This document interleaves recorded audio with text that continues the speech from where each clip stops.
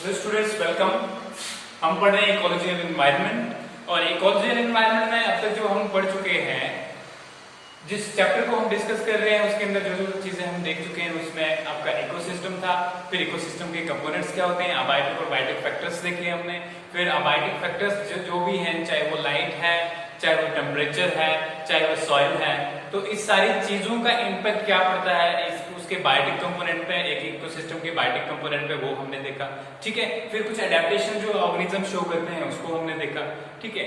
और अब रिसेंटली जो है हम देख रहे थे फंक्शंस ऑफ इकोसिस्टम, जिसमें हमने फंक्शंस ऑफ इकोसिस्टम में किस किस चीज को देख लिया अभी तक हमने प्रोडक्टिविटी को देखा। प्रोडक्टिविटी में हमने ये देखा कि कितना बायोमास जो है एक इकोसिस्टम प्रोड्यूस करता है। ठीक है, how much biomass is produced by an ecosystem. उसके बाद जो है हमने क्या देखा, एनर्जी फ्लो देखा। और एनर्जी फ्लो में हमने ये देखा कि energy flow is always unidirectional in case of ecosystem. Ecosystem के केस में एनर्जी फ्लो जो है वो हमेशा यूनिडायरेक्शनल रहता है, मतलब एक ही डायरेक्शन में मूव करेगा। कहां से मूव करेगा? सनलाइट से पहले जाएगा ऑटोट्रॉप्स में और ऑटोट्रॉप्स में हेटेरोट्रॉप्स में। ठीक है, ऑटोट्रॉप्स से हेटेरोट्रॉप्स में जो डिफरेंट स्टेप्स में होगा, जैसे करके पहले हर्बिवोर्स पे जो है कार्निवोर्स फीड करेंगे।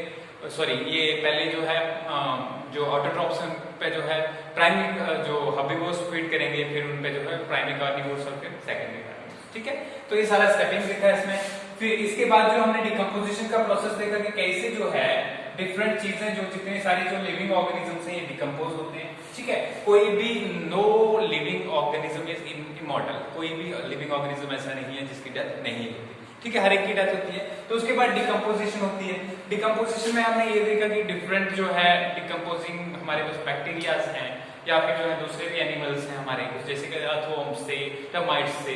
तो ये सारे क्या करते हैं, ये सारे जो है ऑर्गेनिजम्स को, लिविंग ऑर्गेनिजम्स को डिकम्पोज करते हैं। ठीक है, आज के में हम देखेंगे कि न्यूट्रिएंट साइक्लिंग जो लास्ट फंक्शन था इकोसिस्टम का, वो क्या है? Nutrient cycling. अब न्यूट्रिएंट साइक्लिंग होता है क्या है? सबसे पहले आपको पता है न्यूट्रिएंट्स क्या होता है। ठीक है, अगर आप 11th में बॉटनी को पढ़ चुके हो अच्छे से, तो आपको पता होगा कि different minerals are required by plant for the manufacture of food. ठीक है, डिफरेंट मिनरल्स जैसे कि कार्बन है, नाइट्रोजन है, ऑक्सीजन है, फास्फोरस है, सल्फर है, क्लोरीन है, ठीक है, आयरन है, मैग्नीशियम है, मैग्नीज है। तो ये सारे एलिमेंट्स जो है वो रिक्वायर होते हैं प्लांट्स को, जो है उनकी फूड मैन्युफैक्चरिंग में हेल्प करते हैं। और इन केस अगर कोई भी एलिमेंट इनमें से डेफिशिएंट हो तो प्लांट्स प्रॉपर्ली फूड मैन्युफैक्चर नहीं कर सकते। ठीक है, तो यहाँ पे अब हम देखते हैं कि न्यूट्रिएंट साइक्लिंग में क्या होता है। न्यूट्रिएंट साइक्लिंग में ये होता है कि न्यूट्रिएंट्स जो होते हैं, न्यूट्रिएंट्स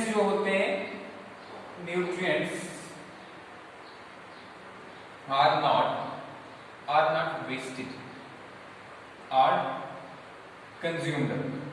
ठीक है, न्यूट्रिएंट्स जो भी होते हैं, ये डिफरेंट मिनरल्स की जिसकी मैंने अभी तक बात करी, तो वो जितने भी सारे मिनरल्स होते हैं वो रिसाइकल होते रहते हैं। क्या करते रहते हैं? रिसाइकल होते रहते हैं। और रिसाइकलिंग इसलिए इंपॉर्टेंट है, रिसाइकलिंग जो है इंपॉर्टेंट भी है क्योंकि मिनरल्स अगर एक बार यूज अप हो गए, सपोज कीजिए अगर यूज अप हो जाते हैं, तो फिर नई जो सारी फूड वगैरह जो प्लांट्स कैसे प्रोड्यूस करते हैं, तो ये सारे यूज नहीं होते हैं, बल्कि करते क्या है, they are recycled, this minerals are recycled, they are recycled among different components of ecosystem, different components of ecosystem। ठीक है, तो डिफरेंट कंपोनेंट्स जो होते हैं इकोसिस्टम के, उसमें जो है ये मिनरल्स क्या हो जाते हैं? यूज्ड अप हो जाते हैं। क्लियर हो गया? अब हम देखते हैं कि ये जो मिनरल्स यूज हो जाते हैं, ठीक है, इनका इंपॉर्टेंस क्या है। ठीक है, तो इंपॉर्टेंस की अगर हम बात करें तो इंपॉर्टेंस में मिनरल्स हमारे लिए क्यों इंपॉर्टेंट है?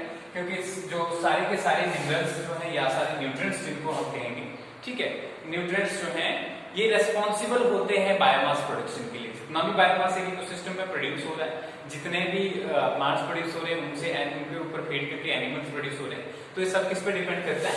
न्यूट्रिएंट्स पे डिपेंड करता है। ठीक है, अब सोर्सेज की अगर हम बात करें, क्या करें? सोर्सेज के मिनरल्स कहां से मिलते हैं? ठीक है, तो मिनरल्स दो चीजों से मिलते हैं, एक तो गैसियस है, ठीक है, गैसियस फॉर्म में मिलते हैं। ठीक है, और दूसरा जो है कहां से मिलते हैं? एटमॉस्फेयर से। एटमॉस्फेयर से क्या क्या मिलता है? एटमॉस्फेयर से प्लांट को एटमॉस्फेयर से मिलता है कार्बन, कहां से? CO2 से। ऑक्सीजन मिलता है, ठीक है, ऑक्सीजन के अलावा जो है नाइट्रोजन मिलता है, ठीक है। इसके अलावा नाइट्रोजन मोस्टली सॉइल से, इसको हम हटा देते हैं, ठीक है। इसके अलावा वाटर मिलता है। तो ये सारी चीजें जो हाइड्रोजन मिलता है, कहां से मिलता है? ये एटमॉस्फेयर से, ठीक है। तो ये क्या गैसियस फॉर्म में या एलिमेंट्स प्लांट्स को मिलते हैं। दूसरे सोर्सेज की अगर हम बात करें, दूसरे सोर्सेज की बात करें तो दूसरे सोर्सेज में प्लांट्स को मिलते हैं रिजर्व फॉर्म में, रिजर्व फॉर्म, ठीक है। कहां से? From sediments, sediments. ये सेडिमेंट्स होते क्या हैं? जब डिफरेंट लेयर्स ऑफ सॉइल्स जो है एक के ऊपर दूसरी जो है समय के साथ साथ, ठीक है, पड़ती रहती है, एक लेयर के ऊपर दूसरी लेयर, तो धीरे धीरे प्रेशर की वजह से, ठीक है, और एक दूसरे जो उसका वेट बढ़ता रहता है एक दूसरी लेयर के ऊपर एक दूसरे का, तो उसकी वजह से जो है सेडिमेंटेशन का प्रोसेस होता है। सेडिमेंटेशन में जो है क्या होता है कि जब सपोज कीजिए कि यहाँ पे क्या होगा कि एक एरिया है जहाँ पे डस्ट आ रही है, तो एक लेयर डस्ट की पड़ेगी, फिर नेक्स्ट लेयर पड़ेगी, फिर नेक्स्ट लेयर पड़ेगी, तो धीरे धीरे इसका वजन इसके ऊपर बढ़ता रहेगा। तो इसकी वजह से क्या बनेगा यहाँ पे, और थोड़ा पानी की पर्कुलेशन वगैरह भी होगी, तो इससे जो है ये सेडिमेंट्री रॉक्स की फॉर्मेशन होती है। आपने रॉक्स, डिफरेंट रॉक्स के बारे में सुना होगा, igneous rocks, sedimentary rocks, metamorphic rocks, ठीक है। तो ये जो है इसमें क्या सेडिमेंट्स के अंदर से जो न्यूट्रिएंट्स मिले, ठीक है, उनको क्या कहते हैं? सेडिमेंटेशन, ठीक है। सेडिमेंटेशन रिजर्व है, ठीक है, और रिजर्व फॉर्म में ये मिलते हैं। तो ये दो टाइप से जो है, दो टाइप के सोर्सेज जो है न्यूट्रिएंट के मिलते हैं। समझ आ गया? अब जो न्यूट्रिएंट्स जो प्रेजेंट होते हैं हमारे अर्थ में, जो न्यूट्रिएंट्स प्रेजेंट होते हैं या जो हमारे एटमॉस्फेयर में जो न्यूट्रिएंट्स प्रेजेंट होते हैं, उनका टोटल अमाउंट जो भी किसी इकोसिस्टम में होगा, total amount of nutrients present in an ecosystem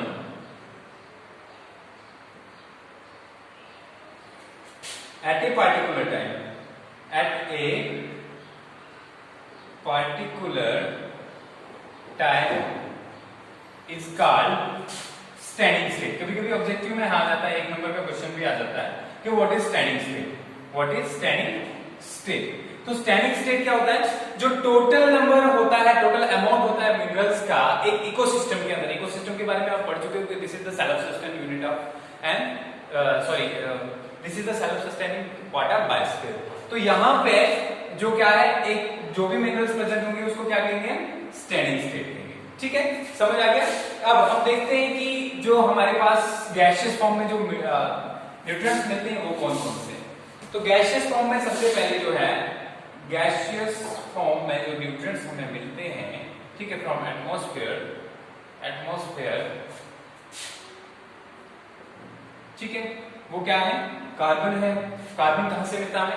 carbon dioxide से मिलता है, ठीक है। एटमॉस्फेयर की पहले बात कर रहे हैं, इसलिए इसके अलावा जो है डिसॉल्व्ड फॉर्म में जो वाटर जो हमारा होता है उसमें भी कार्बन डाइऑक्साइड प्रेजेंट होती है, ठीक है। जहां से डिफरेंट, जैसे कि अगर आप देखोगे तो समुद्र के अंदर बहुत सारा उसको क्या कहा जाता है? सिंक ऑफ कार्बन डाइऑक्साइड, ठीक है। सिंक ऑफ कार्बन डाइऑक्साइड इसलिए कहा जाता है कि वहां बहुत सारी जो कार्बन डाइऑक्साइड यूज होती है, जैसे कि शेल्स बनाने में, कोरल्स बनाने में, तो यहाँ पे जो है ये यूज अप होती है कार्बन डाइऑक्साइड। तो एक ये चीज है, कार्बन हो गया हमारा।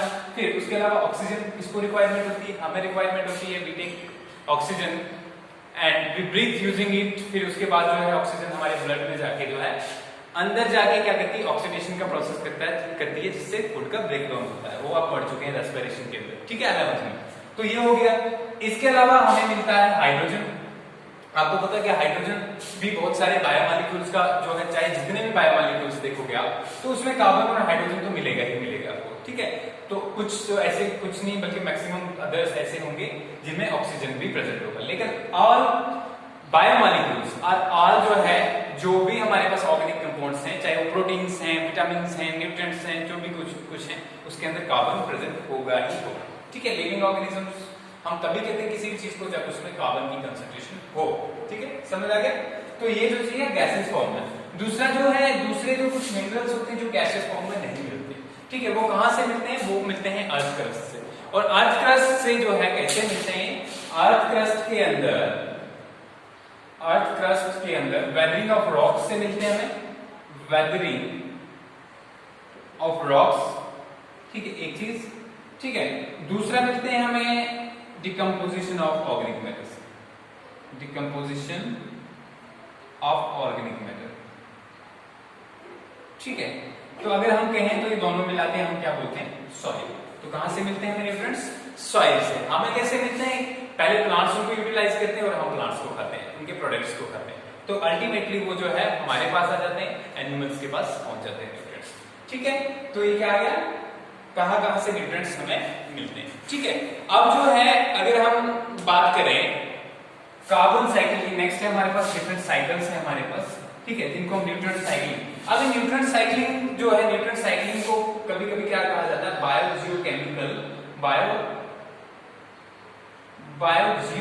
साइकिल्स, बायोजियोकेमिकल साइक्लिंग भी कह सकते हो, साइकिल्स भी कह सकते हो। ठीक है, cycling is the process, cycle is about one simple, ये क्या कहते हैं इसको, साइकिल के बारे में।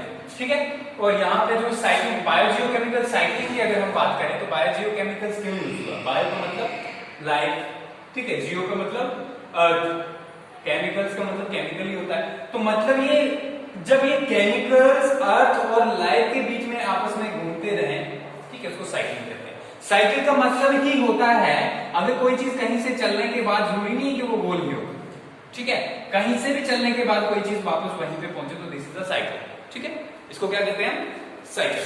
तो यहाँ पे तो ऐसे मतलब न्यूट्रिएंट्स क्या कर रहे हैं, क्यों साइकिल्स बोल रहे हैं हम इनको? क्योंकि न्यूट्रिएंट्स जो हैं वो खत्म नहीं हो रहे हैं, बल्कि इन ही जो इकोसिस्टम के डिफरेंट कंपोनेंट्स हैं, चाहे वो लाइफ है, मतलब क्या है हमारे पास बायोटिक कंपोनेंट्स हैं, या अर्थ में क्या है अबायोटिक कंपोनेंट्स हैं, क्या है सॉइल है, वाटर है, डिफरेंट कंपोनेंट्स हैं। तो इसके बीच में जब ये घूमते रहेंगे तो तभी हम इनको बायोजियोकेमिकल साइकिल कहते हैं। या तीसरा नाम भी इनका कभी कभी आ जाएगा, what are biogenetic cycles, biogenetic cycles. ठीक है, तो एक ही, this is all same thing, समझ गए? तो ये सारा क्या है, एक ही चीज है। अब हम देखते हैं डिफरेंट साइकिल्स जो हमारे पास है।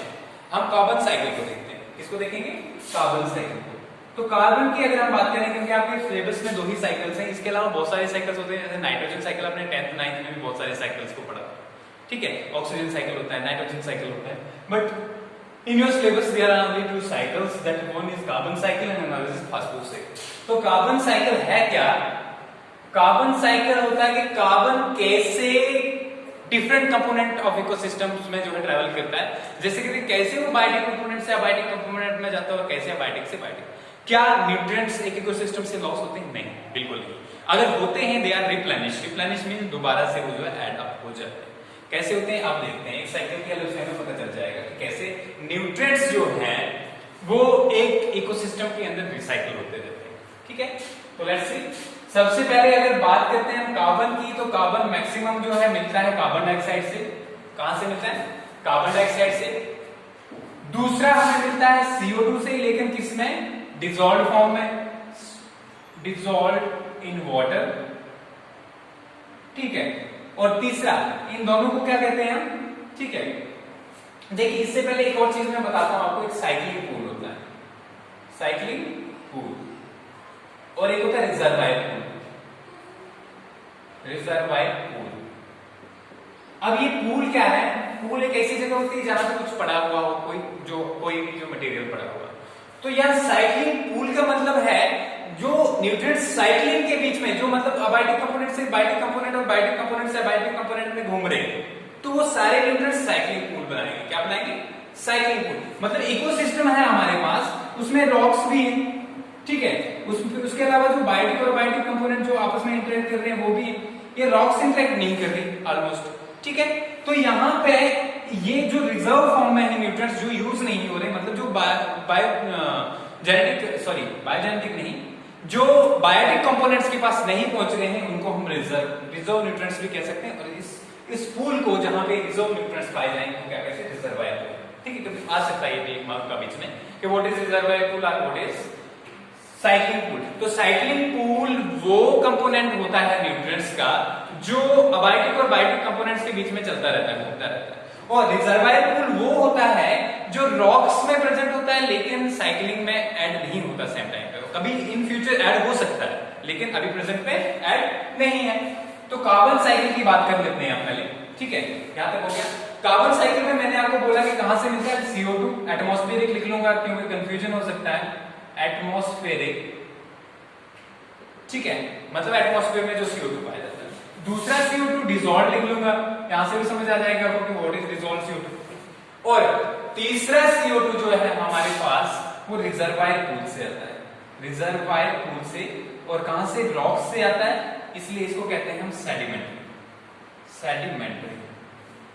ठीक है, देखते हैं कितना कार्बन डाइऑक्साइड कहां से यूज अप होता है। CO2 अगर एटमॉस्फेयर में बात करें तो होता है 6 × 10⁴ kg, 10⁴ kg। ठीक है, 10⁴ का मतलब 6 को मल्टीप्लाई करोगे कितने 4 0 लगा दोगे आप, 1 2 3 4, तो इतना केजी जो है ये हमारा कार्बन डाइऑक्साइड जो है कहां से यूटिलाइज होता है? एटमॉस्फेयर से यूटिलाइज होता है। ऑन द सेम हैंड 1.45 × 10⁻15 ये हमें जो है 1.45 × 10⁻15, ठीक है, 10⁻15 मतलब इसके आगे 15 0 लगाओगे तो ये क्लियर होगा। अगर इस पॉइंट को हटा देंगे, ठीक है, तो एक जो है 145 2 0 आगे 13 0 13 0 लगाने आपको, ठीक है। तो यहां पे इतना कार्बन डाइऑक्साइड कहां से? डिसॉल्व फॉर्म में। मोस्टली किस फॉर्म में पाया जाता है? डिसॉल्व फॉर्म में। और कहां पाया जाता है? ओशन से। अभी यूटिलाइज कैसे होता है वो बाद में बताता हूं। तीसरा है हमारे पास सेडिमेंट्री जो है। सेडिमेंट्री पोर्शन की अगर बात करें 2.8 × 10⁻21 कितना है? 2.8 × 10⁻21, तो ये इससे भी बड़ा है देखा जाए, ठीक है।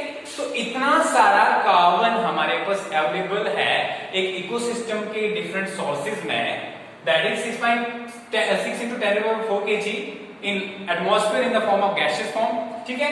And on the other hand we have dissolved carbon dioxide inside the oceans and the water bodies and it accounts 1.4 × 10⁻15 kg, ठीक है, ये सबके आगे kg है, समझ गए। तो यहाँ पे on the other hand we have sedimentary rocks or we have earth crust where carbon content is 2.8 × 10⁻21 kg, so this much of carbon is present in the inside the ecosystem or biosphere, तो इतना सारा carbon present है। और अगर बात करें animals में इसकी इंपॉर्टेंस क्या है, तो कार्बन जो है 49% ड्राई वेट बनाता है। मतलब अगर एक किसी भी सोर्स से, चाहे प्लांट और एनिमल है, अगर उसको आप पूरा पानी निकाल दो उस एनिमल से तो वो ड्राई वेट बन गया उसका। उस ड्राई वेट में से 49% कार्बन ही होगा, बाकी दूसरे न्यूट्रिएंट्स होंगे, ठीक है। क्लियर हो गया? ये हो गया यहाँ पे। अब ये साइकिल कैसे करता है उसके बारे में देखते हैं। इसको बताया हमने कि कंटेंट्स कितना है, कंपोजिशन कितना। साइक्लिंग की बात कर लेते हैं। देखिए CO2 है, कार्बन डाइऑक्साइड किसने लिया? प्लांट्स ने लिया। किस लिए लिया? फोटोसिंथेसिस के लिए लिया, ठीक है। प्लांट्स को किसने खाया? एनिमल्स ने खाया, ठीक है, एनिमल्स ने खाया। एनिमल्स ने क्या किया? रेस्पिरेशन की। रेस्पिरेशन से कहां चला गया? फिर से ये एटमॉस्फेरिक CO2 लिख देता हूं इसको मैं, ठीक है, एटमॉस्फेरिक, ठीक है, रेस्पिरेशन की। और रेस्पिरेशन से कहां गया? फिर से एटमॉस्फेयर में चला गया। एक चीज। दूसरा, प्लांट्स और एनिमल्स जो है जमीन के अंदर चले गए कहीं अर्थक्वेक से, किसी और वजह से, ठीक है। तो क्या बनेंगे हमारे पास? Fossil fuels, coals and petroleum, ठीक है, coal and petroleum, fossil fuels बने। अब ये फॉसिल फ्यूल क्या होंगे? जलेंगे, तो क्या निकलेगा भाई? कार्बन डाइऑक्साइड निकलेगा। कहां जाएगा? एटमॉस्फेयर में जाएगा, ठीक है। तो एटमॉस्फेयर वाला सिस्टम पूरा कंप्लीट। दूसरा, एटमॉस्फेयर वाला ऑक्सीजन कहां गया? समंदर में, ठीक है। किसमें गया? डिसॉल्व फॉर्म में। डिसॉल्व फॉर्म से क्या हुआ?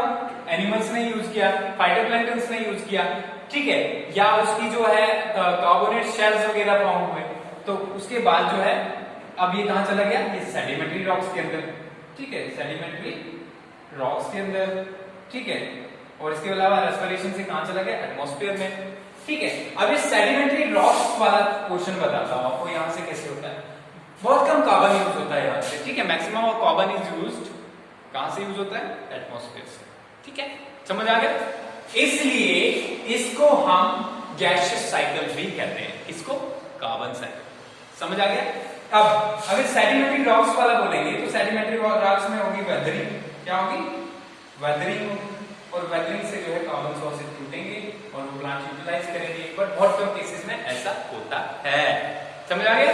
तो this was all about carbon cycle. और now next topic is phosphorus cycle. जैसे कार्बन साइकिल हमारा क्या था? गैसियस साइकिल था। ऑन द अदर हैंड अगर हम फास्फोरस साइकिल की बात करें तो फास्फोरस साइकिल में मोस्ट जो चीज इंक्लूड होती है वो क्या है? वो है सेडिमेंट्री साइकिल, ठीक है, सेडिमेंट्री साइकिल। अब अगर हम सेडिमेंट्री साइकिल की बात करें तो सेडिमेंट्री साइकिल में फास्फोरस किसमें पाया जाता है? रॉक्स में। किसमें पाया जाता है? रॉक्स में। फास्फोरस की बात हो रही है, ठीक है, रॉक्स में पाया जाता है। तो रॉक्स में अगर पाया जाता है तो वेदरिंग इंपॉर्टेंट है। क्या होगी? वेदरिंग ऑफ रॉक होगी। ठीक है, रॉक्स की वेदरिंग होगी। अब रॉक्स की वेदरिंग एक बार हो गई तो उसके बाद क्या होगा? उसके बाद फॉस्फेट्स की फॉर्म में हमारे पास बनेगा PO4 2 नेगेटिव, PO4 नेगेटिव। ठीक है, P4O7 2 नेगेटिव। ठीक है, तो ये जो है हमारे पास क्या है? फॉस्फेट की फॉर्म में these are the ions that are used up by plants। ठीक है, प्लांट्स जो यूज करते हैं आइंस।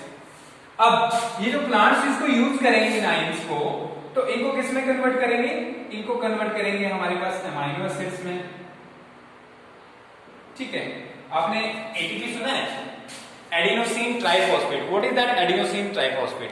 एडिनोसिन ट्राइफॉस्फेट एक्चुअली जो है वो है, उसमें एक जो बेस होती है, ठीक है, और उसमें फॉस्फेट जो है फॉस्फेट ग्रुप्स प्रेजेंट होते हैं। ठीक है, समझ आ गया? 3 फॉस्फेट ग्रुप्स प्रेजेंट होते हैं। तो एडिनोसिन ट्राइफॉस्फेट क्या है? एटीपी क्या है? Energy currency of cell. तो एनर्जी करेंसी ऑफ सेल में भी जो फॉस्फेट पाया जाता है। अब सिंपली पहले यहां बात कर लेते हैं, ये फॉस्फेट्स बने किसमें बने? ये सॉइल के अंदर। किससे बने? वेदरिंग से। और ये वेदरिंग किस पे डिपेंड करती है? बहुत सारी चीजों पे। किस किस चीज पे डिपेंड करती है? वेदरिंग डिपेंड करती है कंसंट्रेशन जो है उसकी, मॉइस्चर की, एक चीज। टेम्परेचर कैसा है उस पर डिपेंड करता है। तीसरी चीज जो है हमारे पास पीएच कैसा है सॉइल का, उस पर डिपेंड करता है। ठीक है, डिकम्पोजिशन। अब थोड़ा मैं साइकिल बना के थोड़ा समझाने की कोशिश करता हूँ इसको कि कैसे जो साइकिल जो है ना फास्फोरस जो यूज होता है। ये तो बता दिया कि सेडिमेंट्री जो है इसका साइकिल होता है। हवा से बहुत कम ट्रेसेस अमाउंट में, तब भी कब भी होता है वो जब गैसेस के फॉर्म में कहीं कन्वर्ट हो जाए। ठीक है, फॉस्फेट्स इन गैसेस फॉर्म में कन्वर्ट हो जाए और रैन के साथ जो आए, तो दैट इज सेकेंडरी थिंग। ठीक है, ओशन में जैसे कार्बन डाइऑक्साइड अगर बात करेंगे ओशन में कैसे जाती है, तो मोस्टली रैन की फॉर्म में जो है कार्बन डाइऑक्साइड, कार्बन जो है वाटर के साथ ओशंस में जाता है। तो यहाँ पे अगर फास्फोरस की बात करें तो फास्फोरस सबसे कहां प्रेजेंट होता है? रॉक्स में। रॉक्स की क्या हुई? वेदरिंग हुई। वेदरिंग से क्या बना हमारे पास? वेदरिंग से हमारे पास बना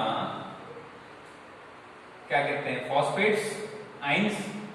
फॉस्फेट्स को किसने यूज किया? प्लांट्स ने। प्लांट्स की क्या हुई? डिकम्पोजिशन। क्या हुई? डिकम्पोजिशन। एक चीज हो सकती है। तो कहां गया हमारे पास? फिर से सॉइल के अंदर चला गया।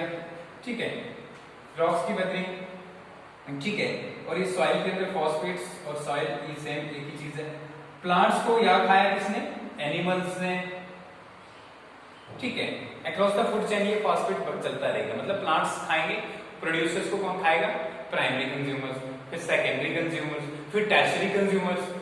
तो यहाँ पे एनिमल्स जो है, एनिमल्स की जब डेड हुए तो कहाँ गया फॉस्फेट? सॉइल में गया। ठीक है, समझ गए?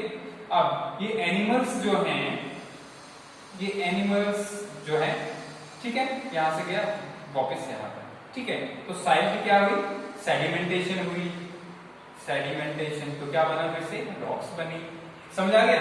तो ये पूरा साइकिल है किसका? फास्फोरस। फास्फोरस साइकिल, इसको क्या कहते हैं?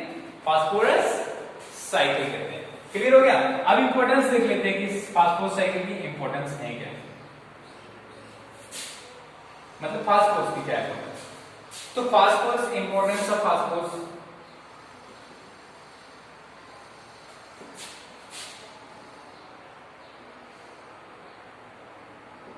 ठीक है। फास्फोरस की इंपॉर्टेंस की अगर बात करें, ये तो कॉन्स्टिट्यूएंट है एटीपी का, कॉन्स्टिट्यूएंट ऑफ एटीपी। ठीक है, इसके अलावा क्या आपने डीएनए पढ़ा है? बिल्कुल पढ़ा है। ठीक है, क्या क्या चीजें होती है उसमें? एक होता है पेंटोज शुगर, ठीक है, जिसको डीऑक्सीराइबोज कहते हैं। उसके अलावा बेसिस होती है एडेनिन, ग्वानिन, थायमिन, साइटोसिन, वो सारी बेसिस हैं। और उसके अलावा एक प्रेजेंट होता है फॉस्फेट ग्रुप, और उस फॉस्फेट ग्रुप किससे बनता है? फॉस्फोरस से बनता है। ठीक है, एक चीज होगी। दूसरी चीज जो है क्या है हमारे पास? न्यूक्लिक एसिड्स, दोनों आ गए, डीएनए और आरएनए, न्यूक्लिक एसिड्स। ठीक है, वो भी किससे बनते हैं? इससे बनते हैं। ठीक है, इसके अलावा अगर हम बात करें क्या आपने 11th क्लास में जो है सेल की स्ट्रक्चर के अंदर प्लाज्मा मेम्ब्रेन की स्ट्रक्चर पढ़ी? आपने पढ़ा था लिपिड से बना होता है और प्रोटीन से बना होता है। तो आपने कहीं फॉस्फोलिपिड्स सुना था? What is that phospholipids? जब लिपिड्स के साथ फॉस्फेट ग्रुप्स जुड़े हों तो उसको क्या कहते हैं? फॉस्फोलिपिड्स। तो फॉस्फोलिपिड्स बनते हैं इससे, phospholipids thus helps in formation of cell membrane। ठीक है, सेल मेम्ब्रेन की फॉर्मेशन में हेल्प करता है। इसके अलावा अगर हम बात करें और फॉस्फेट्स की, तो फॉस्फोरिलेशन रिएक्शंस के लिए यूज होता है। जब फॉस्फेट ग्रुप ट्रांसफर होता है, फॉस्फोरिलेशन रिएक्शंस। ठीक है, तो अगर डेफिशिएंसी कभी सॉइल में हो तो हम फॉस्फेट्स यूज करते हैं। एनपीके सुना होगा आपने, नाइट्रोजन पोटेशियम और फास्फोरस, तीन जो खाद के तौर पे जिसको हम यूज करते हैं। ठीक है, फर्टिलाइजर्स के तौर पे। तो उसके अंदर क्या चीजें होती है? नाइट्रोजन होता है, व्हाइट खाद मोस्टली मिलेगी। पोटाश कहते हैं, ब्लैक कलर की खाद आती है जिसको हम फास्फोरस के तौर पे यूज करते हैं। ठीक है, तो ये सारी चीजें हो गई। अभी न्यूट्रिएंट साइक्लिंग का, इस कार्बन साइकिल वगैरह ये तो हो गया, इनका इंपॉर्टेंस क्या है वो देख लेते हैं। इंपॉर्टेंस में पहली बात अगर करें, importance of nutrient cycling,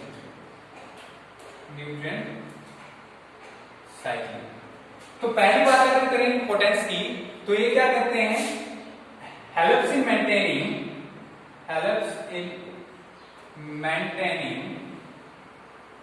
maintaining nutrient flow across different components।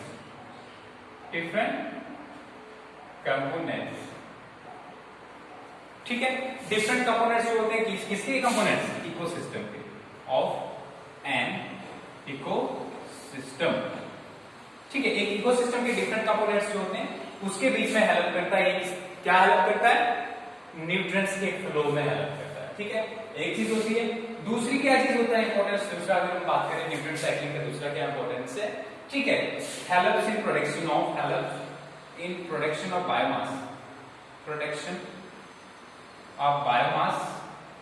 Biomass. ठीक है, तीसरा जो है हेल्प्स इन इकोलॉजिकल बैलेंस। ठीक, क्लियर हो गया? That are all about nutrient cycling, carbon cycle and phosphorus cycle. ठीक है, next we will be studying, हम नेक्स्ट में जो देखेंगे वो देखेंगे इकोलॉजिकल सर्विसेज क्या होता है। That's all.